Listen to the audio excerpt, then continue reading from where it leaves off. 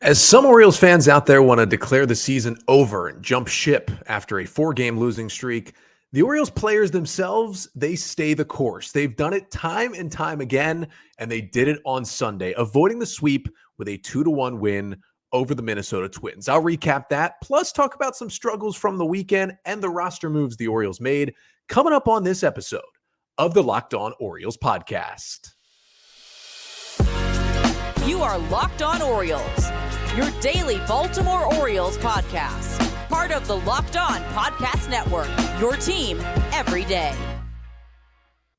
Hey there, Orioles fans. Today is Monday, July 3rd, 2023, and welcome back in to the Locked On Orioles podcast, part of the Locked On Podcast Network, your team every day. As always, I'm your host, Connor Newcomb. And coming up on today's episode, we are going to recap the Orioles series loss to the Minnesota Twins as they dropped 2 of 3 at home to Minnesota, but were able to sneak out of there with the Sunday win with a comeback to avoid the sweep once again this year. I'll get you the 5 things you need to know from the Orioles 2-1 win on Sunday, including a really good outing from the bullpen and a great comeback in the 8th inning, but a couple of injury concerns for the Orioles. Then we'll talk a bit about the offensive struggles from the weekend as a whole, specifically about a couple of guys, Aaron Hicks and Ryan O'Hearn, who have kind of been leading this offense for a while. And while their mini slumps may have taken the Orioles into that same direction. And then finally talk about the roster moves the Orioles made this weekend. Nick Vespi and Chris Vallimont have joined the bullpen. Maybe they are the answers to the Orioles' middle relief problems. But that's all coming up on this episode of the Locked On Orioles podcast, which is brought to you by Ibotta. Ibotta gives you cash back on hundreds of grocery items, from produce to personal care to pantry goods, so you can make sure you're beating inflation no matter what you're purchasing. Right now, Ibotta is offering our listeners $5 just for trying Ibotta by downloading the free Ibotta app and using code MLB. So let's jump into things from the weekend. Orioles, they do lose 2 of 3, losing back-to-back series on this homestand. They end up going 4-5 on this 9-game homestand against the Mariners, the Reds, and the Minnesota Twins. They lose on Friday in kind of rough fashion. They wore the City Connects once again, and they got run off the field in the City Connects once again. Dean Kramer was not good. You could argue his worst start of the season. He allowed 7 runs in 3 innings, and the O's just didn't hit much at all. They lost 8-1 on Friday. On Saturday, a much cleaner game for Orioles pitching. Kyle Bradish was great. 6 innings, 1 run, and 7 strikeouts. The bullpen allowed only 1 base runner in 3 scoreless innings. But the Orioles offense did absolutely nothing. They went without an extra base hit. They only had 3 hits, and they didn't get a runner into scoring position until the 9th inning of Saturday's game and lost 1-0. Sunday's game looked like it was heading that way as well, trailing 1-0 late, but the Orioles came back to win it 2-1 on Sunday to salvage Game 3. And once again, the Orioles have still not been swept yet this season. They still have not been swept since they called up Adley Rutschman, and they snapped what was their longest losing streak of the year, 4 games in a row. They snapped that with the win on Sunday to get to 49-33 on the season. And I'm going to start with the 5 things you need to know from the Orioles' 2-1 victory over the Twins on Sunday to avoid the sweep and finish out the series. And the first thing you need to know is, well, it took them long enough, but finally the Orioles put together a rally with their bats on Sunday afternoon. It certainly took a while. Up until the 8th inning Sunday, the Orioles entered the bottom of the 8th trailing 1-0. The O's had just 1 run in their previous 27 innings heading into that 8th inning on Sunday. They didn't score in the final 2 innings of the extra inning loss to the Reds on Wednesday. Then they scored just 1 run on Friday on Adley Rutschman's solo home run in the 6th inning. They were shut out on Saturday and were shut out through the first 7 innings on Sunday. But they got the rally going. And it started with another Adley Rutschman infield single. He's got 8 of them now in the year. That's second on the team. Beats one out at first base to get a runner on with 1 out. And then what Brandon Hyde called after the game, the Orioles at-bat of the year. Anthony Santander fights and fights, fouling off pitches, taking close pitches.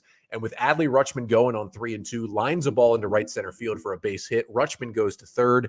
And then Aaron Hicks, who's been struggling a little lately, we're going to talk about that in a bit, runs the count 2-2 and bloops a single in to tie the game at 1. But they were not done. After a Mullins ground out and a Ryan O'Hearn walk, Jordan Westburg came up to the plate and was hit by a pitch to give the Orioles a 2-1 win or 2-1 lead. And hey, that's what they needed. After no extra base hits on Saturday, not many on Sunday. They had a Ramon Arias double in the 5th inning, but that was about it. They found a way to come back and win that game. And it was nice to see a rally because you saw on Friday night, they had a couple of rallies they were trying to start. They got a runner on in the 1st. They loaded the bases in the 2nd, but left them loaded. And then since then, it was really nothing, no life from the offense at all. Nice to see that kind of move the other way in the 8th inning to get the win on Sunday. Second thing you need to know from this one, kind of on the negative side, couple of injury concerns coming out of Sunday's game for the Orioles. The first one is with Austin Hays, who, as I'm recording here about 3 p.m. on Sunday afternoon, they have not announced the All-Star teams yet. I will discuss who the Orioles All-Stars are actually coming up on Tuesday's episode, but Austin Hays kind of right on the bubble of the All-Star roster right now. Could be maybe the final AL outfielder if he's lucky, hitting .312 on the season.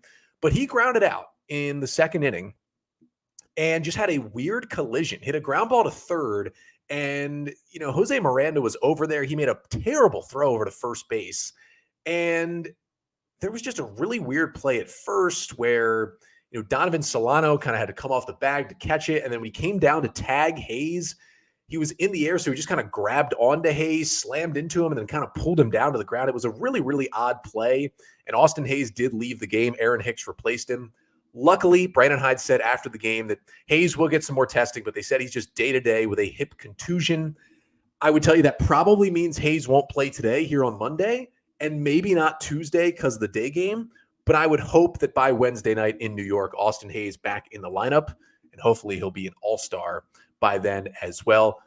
Clearly, he's been healthy most of the year. That's been the reason why he's been so good, struggled with so many different kind of little cuts and bruises and injuries over the past few years. Hopefully this is not a lingering thing and just keeps him out for a couple of days. And then on the play that gave the Orioles the lead on the winning run, there was some concern about Jordan Westburg. He was hit on the wrist by a 101 mile per hour fastball from Juan Duran with the bases loaded and 2 down that gave the O's that 2-1 lead in the 8th inning. 101 off the wrist doesn't feel good. Now, Westburg did stay in to run, and then he also stayed in and played defense at second base in the 9th inning. Not that he was needed out there when Felix struck out the side, but it was good to see him stay in the game. However, Hyde did say that Westburg will be getting x-rays on the wrist after the game, so we'll probably know more by later today what's going on with Westburg's wrist. Hopefully he's okay. If there's worst-case scenario and both of these guys would have to go on the injured list for some reason, the one lucky part for the O's is they have pretty easy top prospect replacements, right? Like Joey Ortiz would come right back up to replace Jordan Westburg. And I can honestly say, I think we would see Colton Cowser come up and replace Hays if that ended up being what happened to him and he did have to miss some time. Third thing you need to know from this one as we move over to the pitching side for the Orioles, Cole Irvin, it wasn't pretty, it wasn't dominant, but it helped the Orioles win his start on Sunday. Irvin goes 5 innings in this one, allowing just 1 run on 6 hits. He only struck out 1. He walked 3. He threw 82 pitches. The Twins certainly barreled him up. They had 9 hard hit balls against him in 5 innings. But guess what? He gave up that 2-out RBI double in the 5th inning. That was the only run he allowed. He left the bases loaded in the 1st thanks to an amazing defensive play by Cedric Mullins in center field to save extra bases and probably a couple of runs. But otherwise, it wasn't anything special from Cole Irvin. Like, you watch the start with your eyes and you're still concerned. Like, he only got 5 whiffs on 34 swings. He wasn't missing any bats at all. He was heavy on the cutter, which wasn't exactly an amazing pitch for him on the day. He just kept throwing it. And yet he was effective enough. Now, a Twins lineup that has struggled throughout the season was helpful. I still don't feel confident about him continuing in the rotation, but he gave the O's a chance, and that is much better than he was doing early in the season before he got demoted to AAA. Fourth thing you need to know from this one is that the Orioles' middle relief, maybe they've solved that problem a little bit, because this weekend, and specifically on Sunday, those middle relievers looked really, really good. After Irvin came out of the game with the O's trying to keep it at 1-0, Brian Baker came in and had one of his best outings of the season. Baker goes 6 up, 6 down with a strikeout in 2 scoreless innings, just rolling his way through the Twins lineup. I was really impressed with how Baker looked in this one. It was a lot of fastballs, 17 of 27 pitches with that four-seam fastball. He only missed one bat. He only got one whiff, but he was in the strike zone so much that it really didn't matter as much. This is what the Orioles need from Brian Baker. That was such a huge outing for them. And then it was followed up by Cionel Perez, who threw a 1-2-3 eighth inning with a strikeout. That followed up a scoreless inning Perez had on Friday night as well. He's starting to pitch the ball and throw it a little bit better, which is really, really nice for the Orioles. And it kind of continued a trend of the bullpen, but honestly, the middle relievers specifically having an amazing weekend. So I'm counting the middle relievers as the non-long relief kind of up-down guys. So not Bruce Zimmerman, not Chris Vallimont, any of those guys. And I'm not counting Cano or Bautista in middle relief. But everybody else who pitched out of the bullpen in the 3-game series this weekend combined for 9 scoreless innings on just 4 hits with 9 strikeouts and 1 walk. And specifically, the bullpen as a whole did not allow a hit in 7 innings of work between Saturday and Sunday's games. That is pretty impressive what the Orioles bullpen did with all the questions about their middle relievers.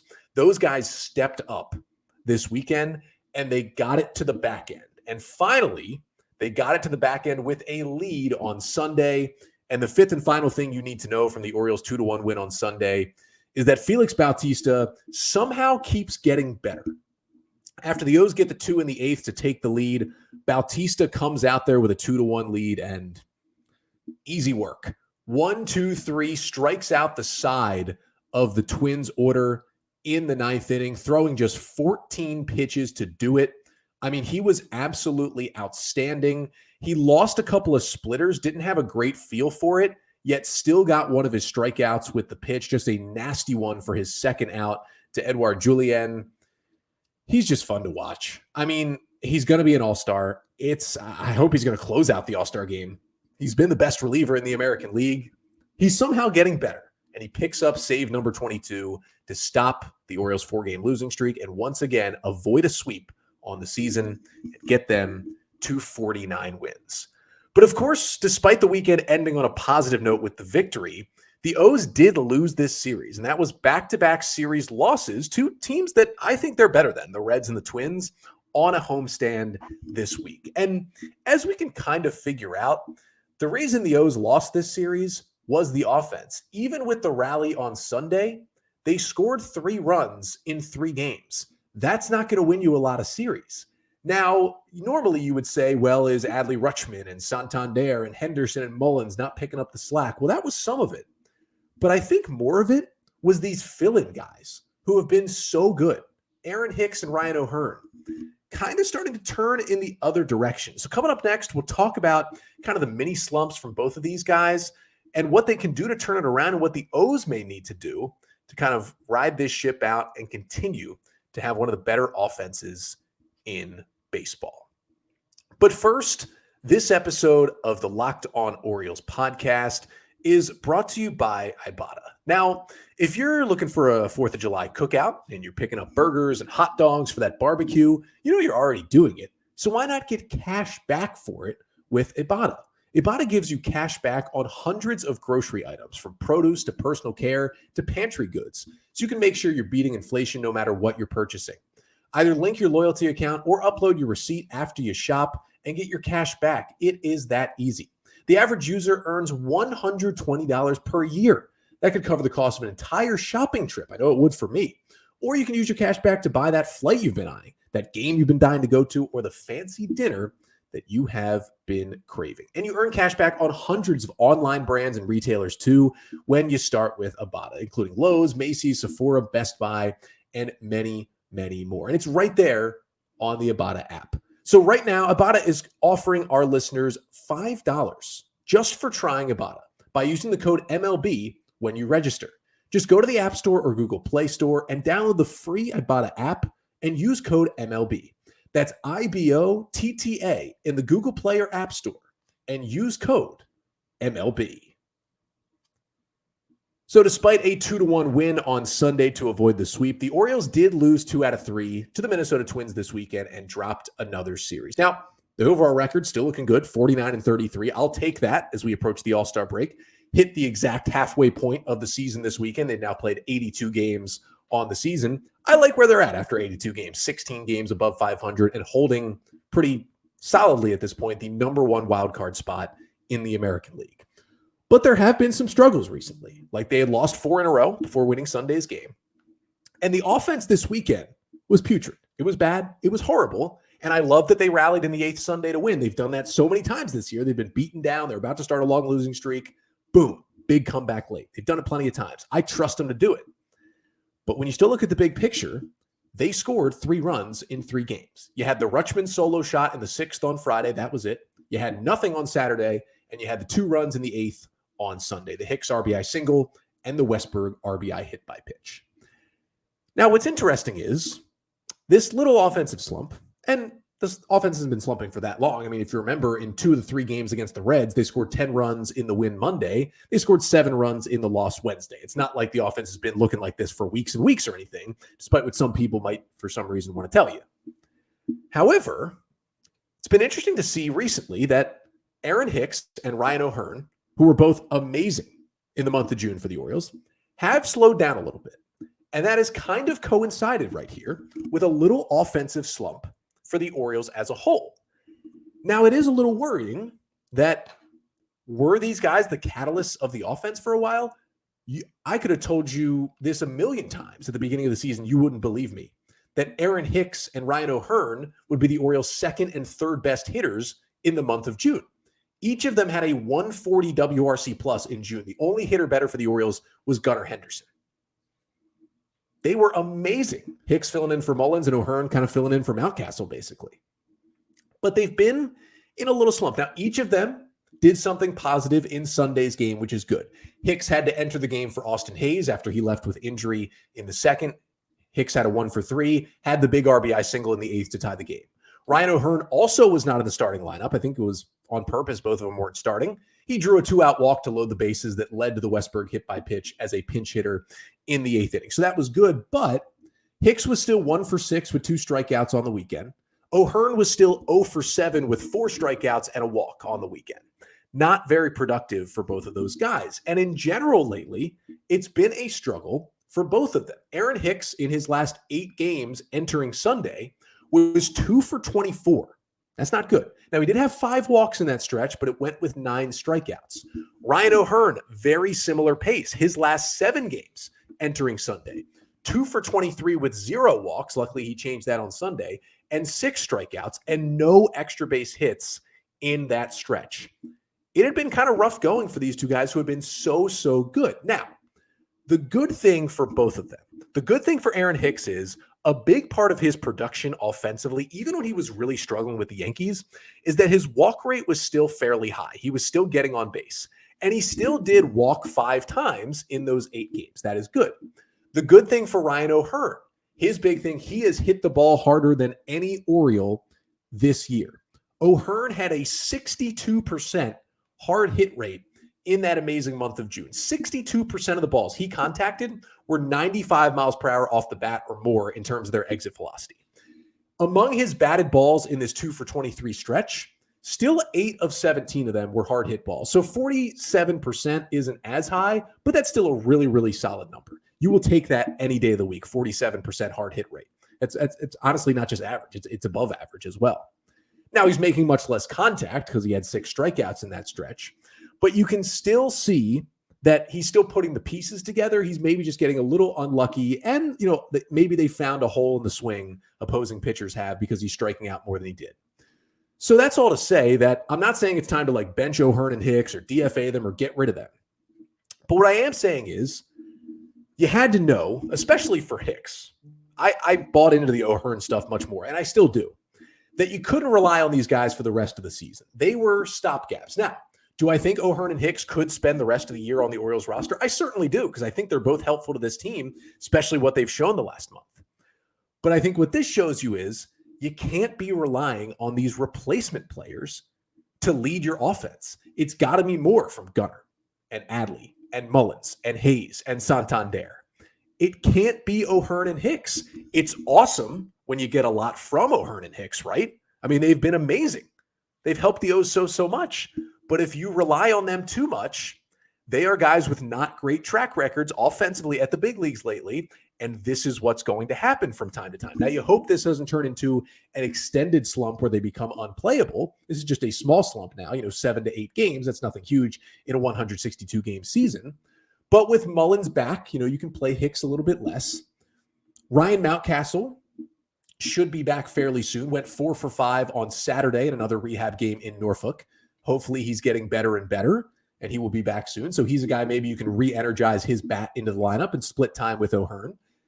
And Colton Cowser is on the brink at this point. Mike Elias was on the broadcast on Saturday, and Elias was quoted saying, that he said, I think Colton Cowser is ready to pick up the phone on his end. He just said it's just about the Orioles roster management at this point, which basically tells me we think Cowser is major league ready. We just need an opening on the roster or in the lineup to get him up here. I would just call him up maybe anyway and replace Ryan McKenna, but I get what they're saying. We will see. Either way, Cowser's ready. And Mountcastle could be ready if Hicks and O'Hearn aren't getting it done. I still believe in them. I think they could be helpful. But again, what this weekend showed you with those guys struggling is you can't rely on those replacement guys. Your big names got to come through, and they really didn't this weekend. Hopefully that changes in New York against the Yankees this week. But we got one more thing to get to recap the weekend here on today's pod. Orioles did make a couple of separate roster moves over the weekend as well, leading into these games. And wanted to talk about them a bit because they got 2 new relievers into the bullpen. And obviously the question becomes, are these the 2 guys that can fix this middle relief core? So the Orioles did drop 2 out of 3 to the Minnesota Twins over the weekend, but salvaged the series, salvaged it, avoided the sweep with a 2-1 win on Sunday. Next up for the O's, remember, they don't have any days off this week until the All-Star break starts next Monday.